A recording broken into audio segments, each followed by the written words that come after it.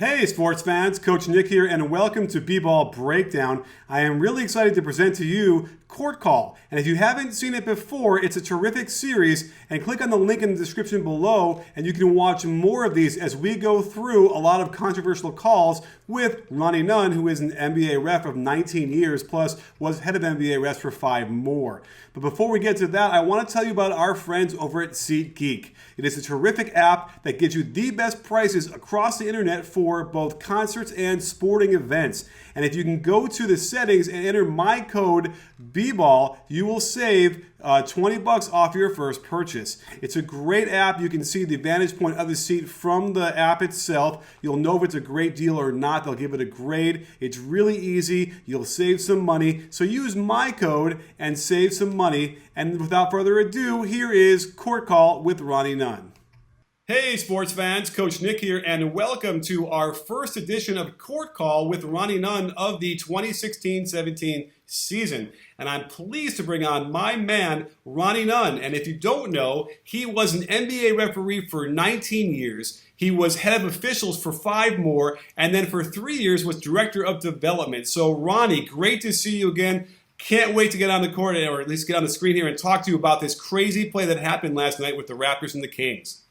Yeah, great to be with you, Coach Nick. 2016-17 season is going to be great, and technology is at the forefront, and it keeps getting ahead of the human ability. But we got some stuff here to talk about it, and it's great. I'm here in Denver visiting family, so we're ready to rock and roll wherever I go. That's right. And thanks for Thanksgiving, so we can all be with our families this week. And let's see if we can't find some solace for the Raptors fans who are screaming bloody murder over the final play here in regulation against the Kings. So let me just set it up real quick for you. Fourth quarter, Toronto is down by 3. They have 2.4 seconds to go and to get a shot off, and hopefully it's a game-tying 3. So if you watch what happens in real time, clearly the ball comes in, Terrence Ross picks it up, and he tosses in a 3 just before the buzzer, and it goes in. Everyone's excited. They're going to go to overtime, but wait. As we see here in the replay, you realize that Boogie Cousins actually tipped the ball, and the clock didn't start for a while. So, Ronnie, walk us through how this is supposed to be prosecuted once they realize this and go to the replay. Well, the good news today is something that I didn't have when I was working or as a director, is that you really have to recognize when the ball becomes legal. And the ball becomes legal as soon as it's tipped by either the offense or defense on the playing court. And in this case, Cousins tips it, deflects it on the throw-in. That's when our clock is supposed to start. Now, to add to that, it's a tight squeeze here by the time the shot goes off. But in that situation, 0.3 of a second is usually the normal human factor of response time to start a clock. And from what I know and what I still believe, it doesn't matter what clock you start, it has a 0.3 of a second response time. So we got a 2.4 clock. But you know what? In actuality, with human beings, we really have a 2.7 clock. And the game has got to allow for that type of reaction time to start a clock. Don't forget, the official must start it, the timer must start it, and those are the reaction times. And by the way, the first one that does start it, it's indicated in the computer at the game. So we start this clock, and obviously at the very end, the officials come back, they must meet, they talk to the replay center, something we never had before during my era. And the replay center has what you had, Coach Nick, which is great, is the actual framing of the time on that deflection. And maybe we should show the fans that as we go.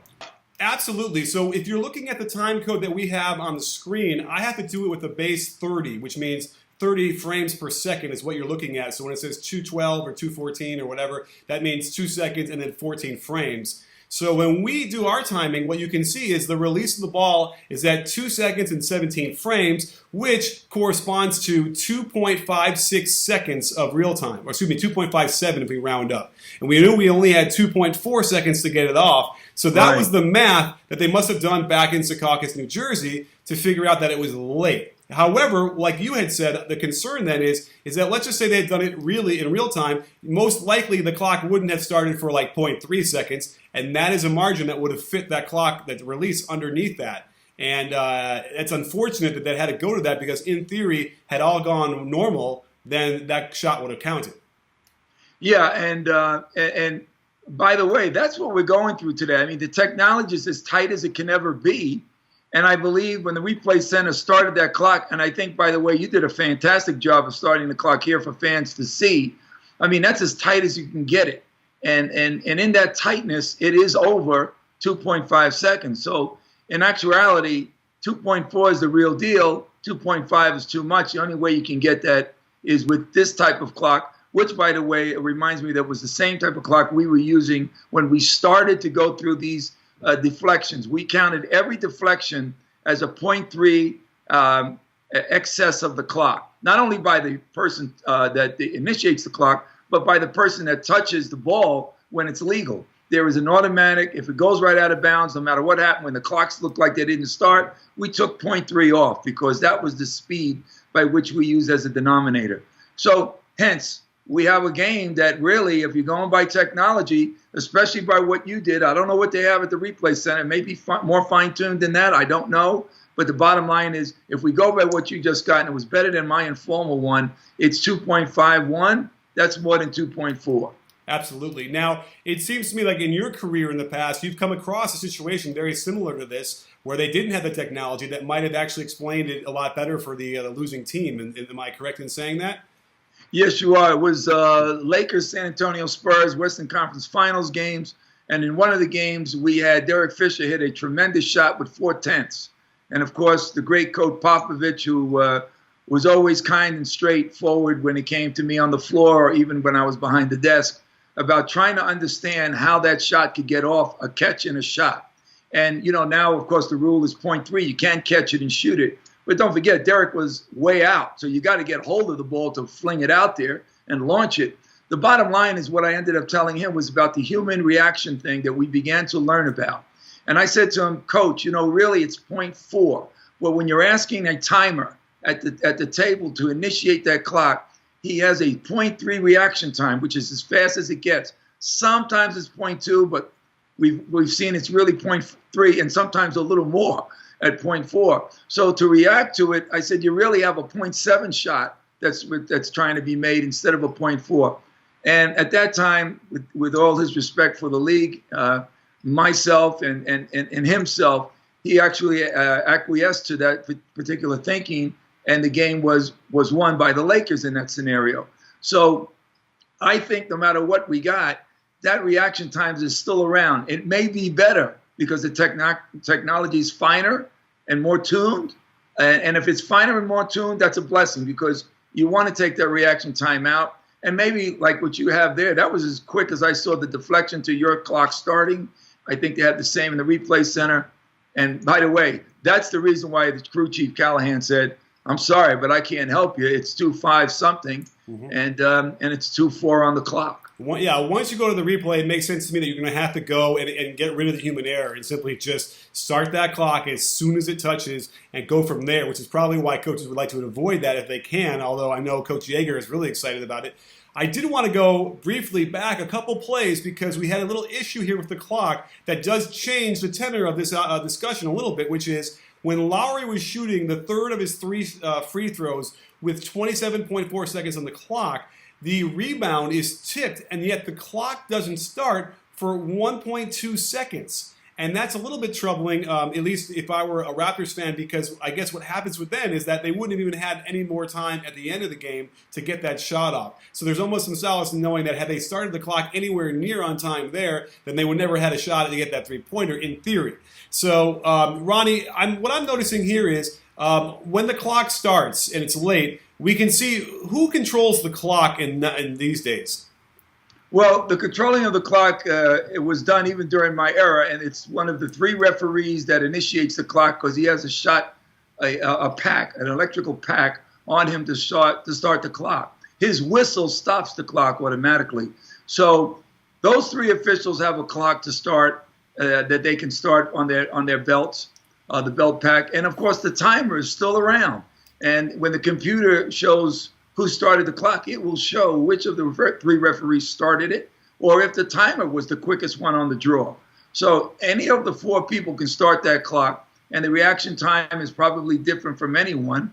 But the officials sometimes I think could be the latest, but they're the closest sometimes. They can see the deflection and they can react. So very tight window in there as well.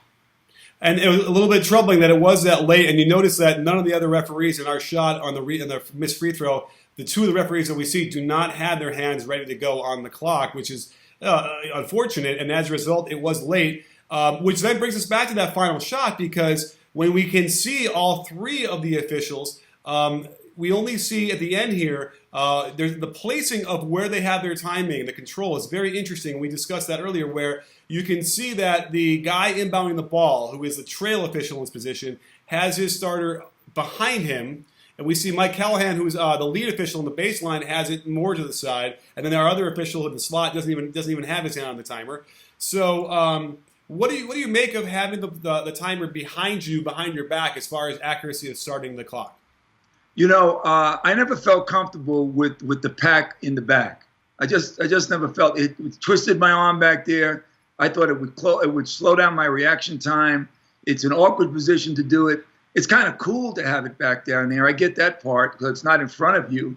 But for all intents and purposes, that particular timing device needs to be as close to you as possible.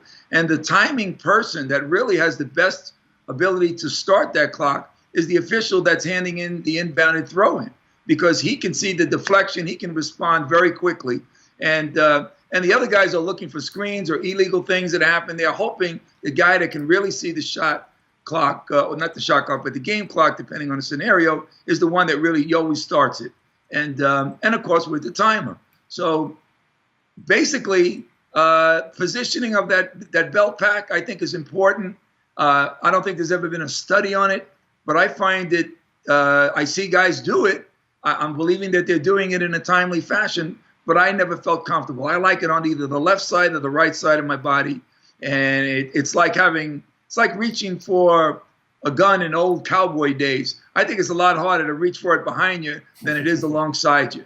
So that's my thinking. Great analogy. I agree. It looks definitely awkward to try and be in a position of strength to squeeze that button, and when you have it that far behind you. And then what we also see in that final shot is that even Callahan on the baseline takes his hand off of the timer before it's inbounded. So suddenly you only have one guy on the floor who's trying to do it, and then maybe the guy at the table as well. And it ended up being, you can actually do the math and see that it took them about. Let's see here, 22 or 23 frames, I want to say. 23 frames before they got the clock started, which is a little bit more than twice as long as it should be for that human error. 9 frames would be the human error, that 0.3 of a second. So unfortunate that it happened that way, because it would have probably been an exciting overtime.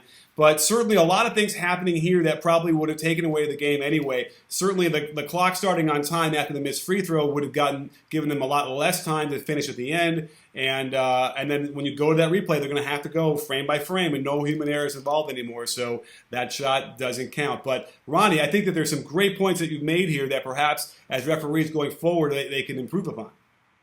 Well, there's no question about it. And, if you think about the clock starting and stopping throughout the game, there is loss of time all the time.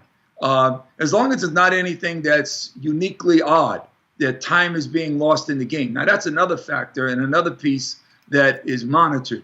But when you have normal reaction times that may go 0.4, 0.5, 0.3 during the course of a game, that's not worth. You'd be checking the clock back and putting it back all game long.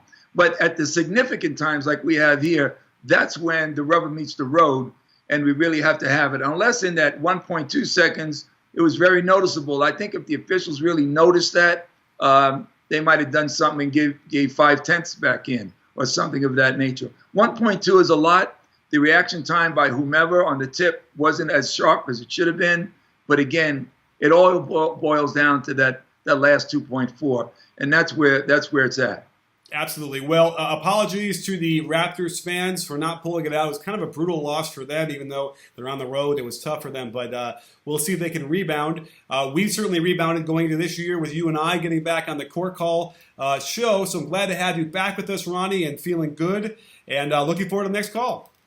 Absolutely, Coach Nick. Great way to start off, technology-wise. we'll look for some calls in the future then. That might be easier. Absolutely. Well, thanks for coming on. And don't forget, sports fans, at B-Ball Breakdown, we're not a channel, we're a conversation. You in? Are you in, Ronnie? I'm in, and I maintain being in with you. Thanks, Coach.